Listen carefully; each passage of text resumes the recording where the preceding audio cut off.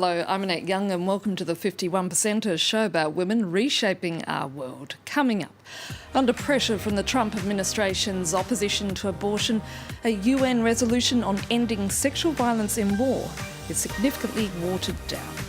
Also, the iconic Chatelet Theatre in Paris, set to reopen in the coming months after a massive rebuilding program, will be meeting its artistic director Ruth Mackenzie, who's the first woman and Anglophone to be appointed to the job. And a first for the conservative Bedouin community in Egypt's Sinai, where a group of women are now offering tours for female visitors. But we begin in New York, where the UN has finally backed a resolution on combating rape in conflict, but excluded references in the text to both sexual and reproductive health. This after vehement opposition from the Trump administration on the grounds that it implied support for abortion. The reworded resolution was finally passed by the Security Council after a lengthy debate during which the US, Russia and China all threatened to use their veto. Rape is often used as a weapon of war, and it was used by the Islamic State group against Yazidi women on a massive scale and with devastating effects. That's why Nobel Prize laureate and rape survivor Nadia Murad urged the United Nations to take action ahead of their vote on measures against rape in conflict. We had hoped that telling our stories would be the door through which ISIS members would be brought to justice. But today, thousands of them enjoy freedom, and thousands of others are in jail without a trial. In 2014, she was kidnapped by Islamist militants from the village of Kocho in Iraq and was then repeatedly tortured and raped in captivity. Human rights lawyer Amal Clooney said the time to stop such abuses is now. This is your Nuremberg moment, your chance to stand on the right side of history. You owe it to Nadia and to the thousands of women and girls who must watch ISIS members shave off their beards and go back to their normal lives while they, the victims, never can. The resolution should have been a straightforward reaffirmation of resolutions already passed in 2009 and again in 2013. But a threat of veto from the United States made the UN remove a key phrase: the need for rape survivors in conflict zones like this one to have access to sexual and reproductive health, in other words, abortions. It's a move that left France baffled and concerned. It's intolerable and incomprehensible that the Security Council is incapable of acknowledging that women and girls who suffered from sexual violence in conflict and who obviously didn't choose to become pregnant should have the right to terminate their pregnancy. The German-penned resolution was passed by a vote of 13-0, although Russia and China chose to abstain. The UN Secretary-General Antonio Guterres said more should be done to punish perpetrators.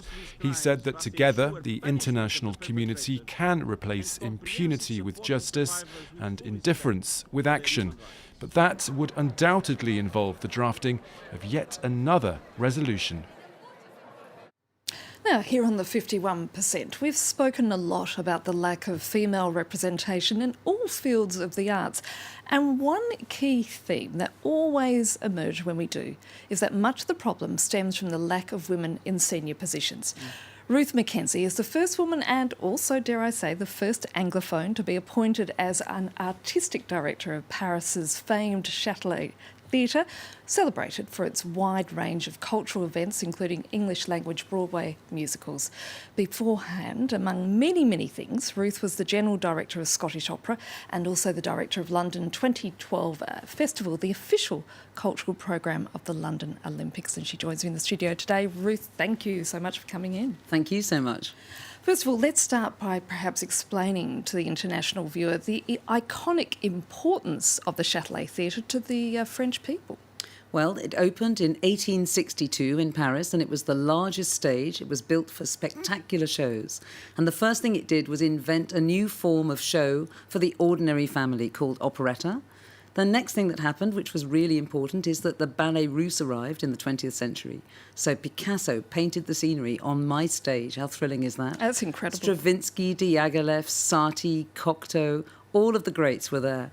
Ravel, Debussy, I mean, I could go on and on. So they invented new art forms, of course, the Ballet Russe. They invented crazy new things for huge audiences and became famous worldwide.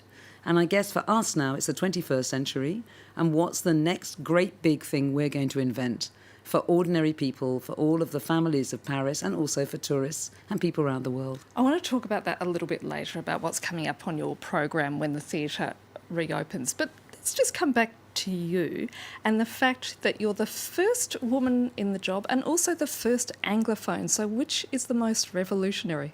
Well, which is the most shocking? I think that's the question. I ask myself every day, and I think so do my team. But of course, it's slightly more complicated. I'm part of a binôme. That's to say there's a man and a woman heading up the Théâtre du Chatelet, the Chatelet Theatre.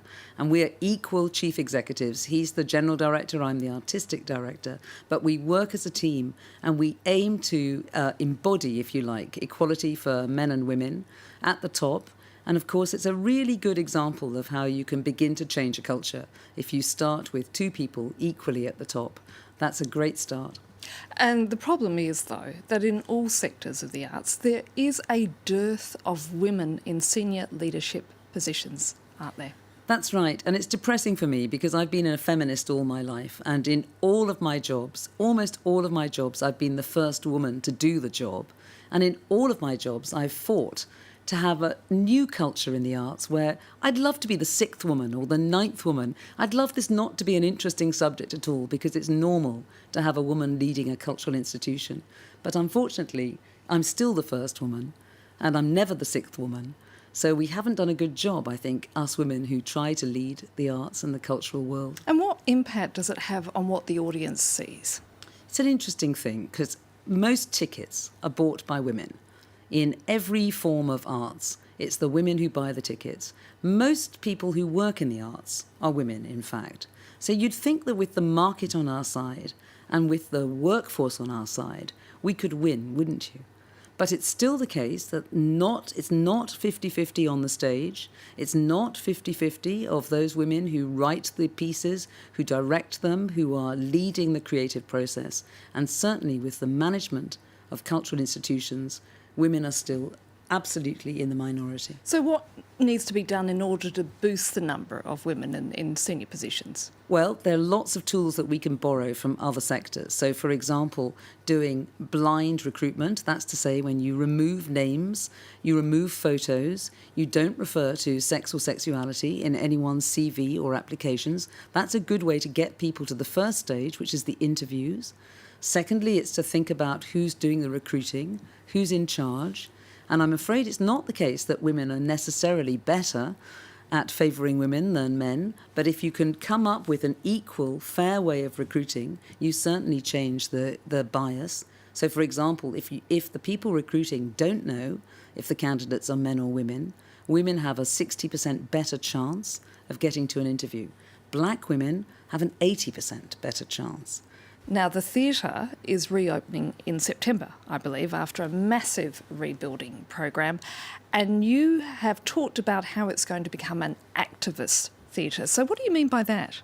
So I think in the 21st century, one of the things that's changed for the public is that we consume arts in a different way. So we used to, in the 19th century, of course, we would go to a theatre, we'd look up, we'd sit in rows, we'd be quite passive. But now, of course, we all have smartphones. So we consume our art via our phone for the most part. And we are used to editing. We're used to deciding, making the decisions, being the director, if you like, ourselves. So we feel in our theatre that you should have the same chance. So we're starting a lot of our own productions, our creations, with workshops where the public can come and join in. They can learn artistic skills. They can help write the piece. They can learn, in some cases, to perform in the piece themselves. And we hope that over the years we can begin to develop a community that is an active community and that isn't only sitting in rows and listening to something, but is actually taking part, creating the art with us. Ruth Mackenzie, thank you so much for your time. Thank you. And finally, it has some of the harshest yet most beautiful landscapes in the world. Egypt's Sinai Peninsula is also home to a large Bedouin community. In this deeply conservative society, Bedouin women almost never work outside their homes, but for the very first time, 4 of them are now operating as tour guides for female visitors. This group of tourists is on a 42-day-long trek through the remote mountains in Egypt's Sinai Peninsula. Along with the foreign visitors, the guides too are discovering a new path of their own. The women leading the expedition belong to the Hamada Bedouin tribe. For the first time, they are breaking with the region's conservative traditions to work as tour guides. Some say this is wrong and other tribes will criticize us. But I don't care. I'm a strong woman and doing nothing wrong. So I don't care about what others say. The women are part of Sinai Trail, a project launched in 2015 by local Bedouin tribes. The goal? To develop tourism in the region to compete with the southern Sinai's beach resorts and desert safaris. The trail passes through the lands of 8 different tribes, all of which contributed exclusively male guides until now. And we felt that Bedouin women had a slightly different kind of knowledge of their place, of the landscape of the mountains than the men. And we felt that that knowledge of the other half of Sinai that wasn't visible on the Sinai Trail should be acknowledged and integrated as much as possible. But several culturally sensitive conditions, which take the community's conservative values into account, must be respected. The tourists must be women, and visits cannot go on overnight. The visitors are also urged to only photograph their female guides when they are wearing full face coverings. And still, while the Hamada women have undeniably broken barriers, the female guides say they are skeptical other Bedouin women will join them anytime soon. And that's it for now. You can also connect with us via our Facebook page, that of course being France24.51%, or do send us a tweet at _51%. So until our next show, bye for now.